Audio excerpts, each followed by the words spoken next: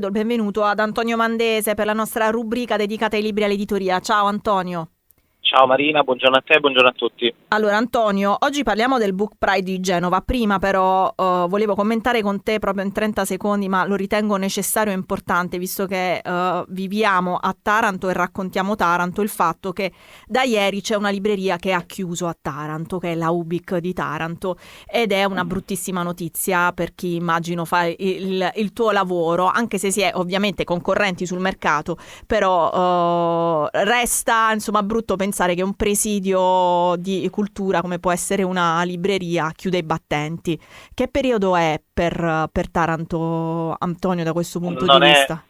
non è una buona notizia e intanto un saluto solidale agli amici della libreria Ubic, alle amiche della libreria Ubic, perché sappiamo che loro hanno fatto un lavoro di qualità sulla, sulla base della questione della lettura e anche della presenza di un certo tipo di editoria all'interno della libreria, pur essendo una libreria di catena e quindi interpretando il ruolo della libreria di catena in maniera personalistica. Non è un indicatore positivo il fatto che una libreria chiuda per la città di Taranto, per la comunità tarantina, ma soprattutto anche per il borgo di Taranto. Permettimi di insistere su questo. Sì, Il borgo umbertino è completamente alla deriva, nel senso che sta attraversando un periodo di eh, desertificazione demografica, mi viene da dire. Non ci sono più famiglie giovani, o meglio, non ce ne sono tante quante noi ne ricordiamo negli anni 80, 90 e 2000. C'è stato uno spopolamento che è uno spostamento effettivo della popolazione verso le periferie belle, bellissime di San Vito, di San Giorgio, di Talsano, però il borgo di fatto si è svuotato e sì. quando non ci sono famiglie con bambini che frequentano le scuole, che animano la vita della comunità, allora il borgo poi tende come dire, a spopolarsi e anche le attività commerciali che insistono nel borgo a soffrirne. È chiaro, Eh, è chiaro. la lettura e quindi la questione delle periferie culturali sono le prime a pagarne, perché in una via centrale dove 15 anni fa, permettimi di ricordare la libreria Filippi, Certo, dall'alto della storia assolutamente della sì. famiglia Filippi, e permettimi però di ricordare anche la libreria Gilgamesh, che in un'altra Come zona no? di Taranto aveva iniziato un'attività culturale molto importante. Stiamo parlando di Eh, 3 librerie, tutte e tre nel borgo. Ubic appunto tutte e tre, adesso, quindi via Nitti. Filippi, parliamo di Corso Umberto, angolo via Nitti se non erro sempre. certo, assolutamente. E via Oberdan invece Gilgamesh. Quindi è proprio inquadrato, cioè è la periferia del borgo probabilmente il problema. È il borgo che intanto sta pagando il prezzo altissimo della mancanza di una realizzazione progettuale di Palazzo degli Uffici. Mm, Palazzo degli Uffici rappresenta un vulnus cronico. Non sto qui a puntare il dito e conosco bene i problemi complessi. Noi dobbiamo imparare ad analizzare i problemi dal punto di vista della complessità, ad accettare che non si risolve e non si amministrano i problemi con gli slogan, e quindi noi dobbiamo cercare di capire dove sono questi problemi e di proporre non delle soluzioni immediate, quanto dei processi di cambiamento che possano portarci ad un cambiamento nei prossimi 5-10 anni, perché permettimi di usare questa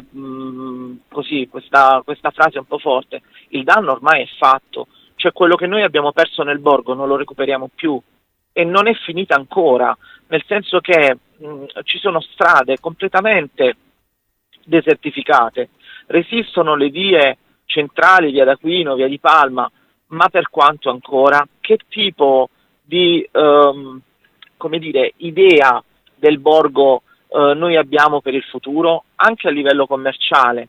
E su questo bisogna interrogarsi. Sicuramente il rilancio di Palazzo degli Uffici, la questione del Museo Archeologico di Taranto, io l'ho detto tante volte, l'ho scritto anche, il Museo Archeologico di Taranto è un punto di riverbero importantissimo per la nostra comunità. Potrebbe avere un'esposizione triplicata, e quindi dobbiamo, secondo me, nel prossimo futuro interrogarci su come dare altri spazi al Museo Archeologico di Taranto, e forse una parte di quel Palazzo degli Uffici che tanto noi agogniamo nella comunità culturale tarantina potrebbe anche essere destinata a questo.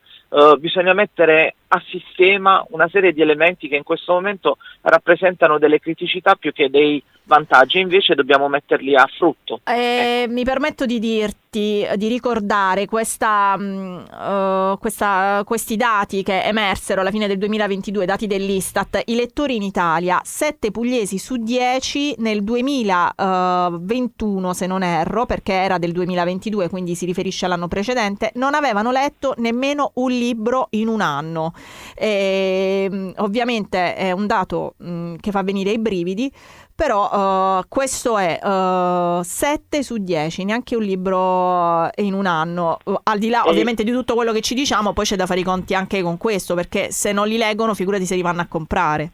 E ti dico, a corredo di quello che tu stai citando come dato statistico, che noi dobbiamo interrogarci anche su come si promuove la lettura, cioè cosa stiamo facendo, e in primis metto il sottoscritto, chi parla sul, come dire, ad interrogarsi su cosa stiamo facendo per promuovere la lettura, e non per promuovere la lettura nell'immediato perimetro dei lettori che già esistono, ma di promuoverla nelle periferie culturali, di modo che le librerie possano diventare dei centri sempre rinnovati.